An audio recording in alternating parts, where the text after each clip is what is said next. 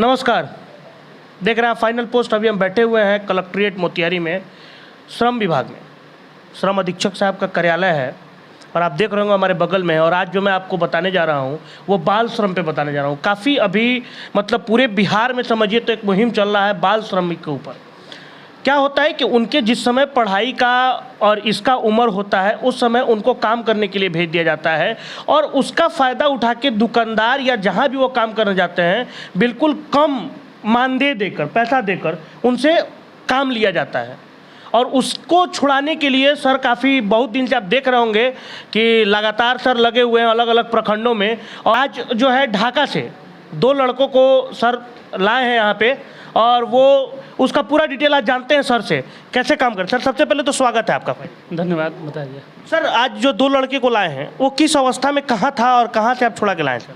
देखिए, ये 30 अप्रैल से लगातार अपनी एक पखवाड़ा चल रहा है जो 12 जून तक लगातार जो छापेमारी की जा रही है। अभी उसी प्रकरण में आज ढाका प्रखंड, जहाँ आप जान रहे होंगे पिछले 1 साल में हमें कोई सक्सेस नहीं मिल पाया था। कई बार हमने रेस्क्यू किया लेकिन पब्लिक आउटरीच के चलते मतलब वहाँ ऐसी सिचुएशन बन जाती थी कि हम लोग असफल रहते थे।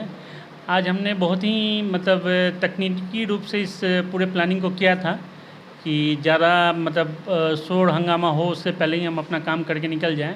और काफ़ी सफलतापूर्वक नए जो इंस्पेक्टर आए उनके सहयोग से आज 2 बच्चों को वहाँ रेस्क्यू किया गया है। दोनों वहाँ मोटरसाइकिल गैराज में काम करते थे। और ये जो छापेमारी है सतत अभी 12 जून तक चलते रहेगी। और जैसा मैंने आपको पूर्व में भी बताया था कि 2700 प्रखंड हम लोग टारगेट कर रहे हैं क्योंकि ये सर्वव्यापी चीज़ है और इसको ख़त्म करना जड़ से एक मतलब काफ़ी टफ काम है। बिल्कुल सर, क्योंकि सरकार भी बहुत सारा सुविधाएं दे रही है बच्चों को पढ़ाने के लिए, पैसा, उसके बाद खाना स्कूल में, उसके अलावा भी बच्चों को इस तरीके से काम करवाना ये तो बिल्कुल गलत है सर। देखिए, बिल्कुल बच्चे से काम करवाना कभी भी आप जस्टिफाई नहीं कर पाएंगे क्योंकि जो नियोजक रहते हैं उनकी एक अभिलाषा होती है कि कम से कम पेमेंट में उनको स्टाफ मिल जाए।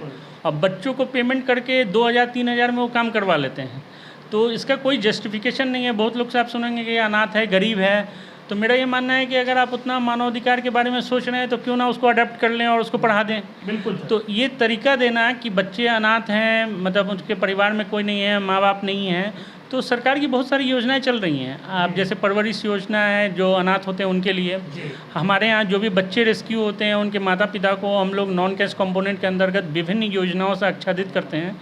तो सरकार ट्राई कर रही है। अब मेरा पर्टिकुलर लोगों से सहयोग होगा, एक अपेक्षित होगा कि सारे लोग, जितनी तमाम जनता है वो उन सभी दुकानों का बहिष्कार करें जहाँ पे ऐसे बच्चे पाए जाते हों, क्योंकि सरकार के नुमाइंदे हम लोग बहुत सीमित हैं और कम जगह तक पहुंच सकते हैं, लेकिन एक जनता अगर चाहे तो घर तक जा सकती है और इस तरह की जो कुकृत्य हो रही है समाज में उसको बहुत आसानी से रोका जा सकता है। ये तो जनता का सपोर्ट है कि आप उनसे क्या कहेंगे जो अपने बच्चों को भेजते हैं इतना कम मानदेय पे काम करने के लिए? इतना अच्छा माहौल मिला है, बिहार सरकार पढ़ाई की इतनी अच्छी सुविधा दे रही है, वो उनसे क्या कहेंगे सर आप? देखिए, इसमें एक बहुत ही तकनीकी चीज़ है जो मैंने पिछली बार भी बताया था कि एक सरकार न्यूनतम मजदूरी दर घोषित करती है 1 अप्रैल और 1 अक्टूबर को। आप उसको देखेंगे कि किसी भी एम्प्लॉय को, मैंने इसका सर्वे भी शुरू करवाया और बहुत जगह ये सामने भी आई है, बड़े बड़े प्रतिष्ठान में भी सरकार द्वारा जो घोषित न्यूनतम मजदूरी दर है उससे काफ़ी कम पेमेंट होता है। बिल्कुल। तो ये एक कुचक्र को इनवाइट करता है जहाँ पे अगर माता पिता को 5-5 हज़ार सैलरी मिलती है, उनके 2 बच्चे हैं, तो ऑब्वियसली आज के ज़माने में वो अफोर्ड नहीं कर सकते हैं। भले ही उनका मानदेय जो सरकार के द्वारा तय है वो 12,000-15,000 है, लेकिन उन्हें 5,000-6,000 में दिया जाता है। उनकी मजबूरी ये है कि रोज़गार की कमी होने के चलते वो नहीं पकड़ पा रहे हैं। तो एक नियोजक उतना ही जिम्मेदार है जितना उसके माता पिता जिम्मेदार हैं, क्योंकि अगर नियोजक उनको सही वेतन देता तो कोई भी माता पिता ये नहीं चाहते हैं कि मेरा औलाद, जो मेरे बच्चे पैदा हुए हैं, वो उस कुचक्र में चले जाएं और काम करना शुरू करें। लेकिन जो शारीरिक जो क्षमता की कमी होती है, जो पेट की भूख होती है, आग होती है, उसके आगे सब अपने घुटने टेक देते हैं। लेकिन इसके लिए मेरा मानना है कि नियोजक ही जिम्मेदार है, क्योंकि अगर वो सही भुगतान करे तो कोई आदमी, गरीब से गरीब आदमी मैंने देखा है कि वो रिक्शा चला के भी, साइकिल चला के भी, वो साइकिल का दुकान भी खोल के वो किसी तरह ट्राई करता है कि वो अपने बच्चों को पढ़ा ले। तो मेरा यही मानना है कि इसमें पब्लिक का सपोर्ट और मोमेंटम की बहुत आवश्यकता है। बड़े बड़े मॉल्स में भी आप देखेंगे, अगर किसी से पूछा जाए तो मुझे बहुत आश्चर्य हुआ था, मॉल्स का नाम मैं क्या लूँ, लेकिन बहुत बड़े बड़े मॉल्स में भी आप जाके देखते हैं तो सफाई कर्मियों को 4500, 2000, 4500, 5000 पेमेंट। तो ये कहाँ तक उचित है? आप एक ब्रांड, प्रीमियम ब्रांड चला रहे हैं और आपके पास पेमेंट आज तक मिनिमम वेज भी नहीं दे रहे हैं। सरकार तो मिनिमम वेज को देती है, ऑप्टिमम और मैक्सिमम तो बहुत दूर की बात है। तो आपके चैनल के माध्यम से अनुरोध होगा कि इस पे बहुत ही ज़्यादा काम करने की आवश्यकता है, क्योंकि श्रम विभाग केवल बच्चों को पकड़ने के लिए नहीं है।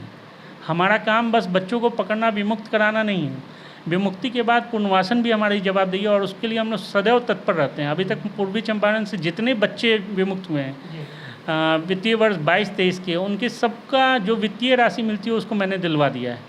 तो सारे जो ये बार बार कहते हैं कि सरकार क्या देगी, सरकार क्या देगी, तो सरकार अपनी तरफ से सदैव प्रयत्नशील है। मुझे उम्मीद है जनता से बस एक ही अनुरोध होगा कि इस काम में हमारा सहयोग करें और इसको बढ़ावा नहीं दें, क्योंकि कई बार हम लोग जब बच्चा रेस्क्यू करते हैं तो लोग बोलते हैं कि सर वो गरीब है तो क्या करता है, तो आप गरीबी में उसकी मदद तो नहीं कर पा रहे हैं। और उसको एक, और इस तरह अगर देखा जाए तो सारे बच्चे जितने लोग हैं वो अपने बच्चों को काम पे लगा दें फिर, तो इसका तो एक ही सॉल्यूशन दिखता है। लेकिन सरकार के द्वारा बहुत ही महत्वाकांक्षी योजनाएं चलाई जा रही हैं। सर्व शिक्षा अभियान के अंतर्गत 614 बिल्कुल फ्री मिलता है, मिड डे मील की व्यवस्था है, तो आप उस पर क्लेम करें, वहाँ पे सुविधाओं को ढूंढें और उसके साथ जुड़ें, ना कि इसको एक आश्रय बना देना कि मतलब बच्चे हैं, गरीब हैं, बेरोजगार हैं, कुछ खाने के लिए नहीं है तो उनको काम पे ढकेल दें। ये मेरे ख्याल से न्याय उचित नहीं है। सर, क्या अभी इस पखवाड़े में मतलब कितना लगभग हर प्रखंड से में ये रेस्क्यू चलेगा? बिल्कुल, आप देखते जाएंगे, ठीक है। एक एक दिन का मेरे ख्याल से गैप हो सकता है, लेकिन मेरा टारगेट है कि हर एक दिन कोई ना कोई एक्टिविटी हो। एक्टिविटी में केवल बच्चे रेस्क्यू नहीं होंगे, प्रभात फेरी भी निकाली जाएगी, दुकानों पे नो चाइल्ड लेबर जोन भी बनाया जाएगा। कुछ ब्लॉक्स हैं ऐसे चिन्हित किए गए हैं जो नो चाइल्ड लेबर जोन रहेंगे।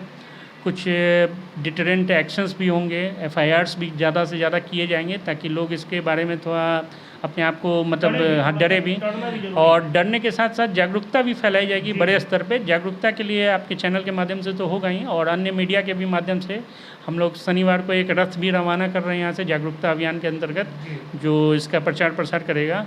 तो एक बस यही सहयोग होगा कि जनता को भी इस बात को समझना चाहिए कि हम लोग क्यों ना बहिष्कार करें ऐसे सभी प्रतिष्ठानों का जहाँ चाइल्ड लेबर है, क्यों ना उसका बहिष्कार किया जाए, क्योंकि ये बहिष्कार हमारे लिए बहुत सहयोगी बनेगा। और ख़ास तौर से मेरा नंबर पब्लिक डोमेन में है, मैं चाहूँगा कि जहाँ पे भी आपको सूचना मिले तुरंत इस नंबर पे इसको सूचना दें। 24 घंटे के अंतर्गत उस पर कार्रवाई की जाएगी और यथोचित कार्रवाई की जाएगी। चलिए सर, बहुत बहुत धन्यवाद। आप देख रहे थे, सर बता रहे थे कि जितना वो बच्चा जिम्मेदार है उससे ज़्यादा जिम्मेदार उसका नियोजक है, और वो लोगों से भी अपील किए हैं कि कृपया करके आप बहिष्कार करें वैसे जगह का जहाँ चाइल्ड लेबर है, जहाँ बच्चे मजदूरी करते हैं, उस जगह का बहिष्कार करें और सर का साथ दें। हम भी देंगे, आप भी दें, और इस जोन को अब पूरे, हम कहेंगे कि पूरे मोतिहारी को चाइल्ड लेबर से मुक्त किया जाए, बाल श्रम से मुक्त किया जाए। देखते रहें फाइनल पोस्ट। हमें दे इजाज़त, धन्यवाद।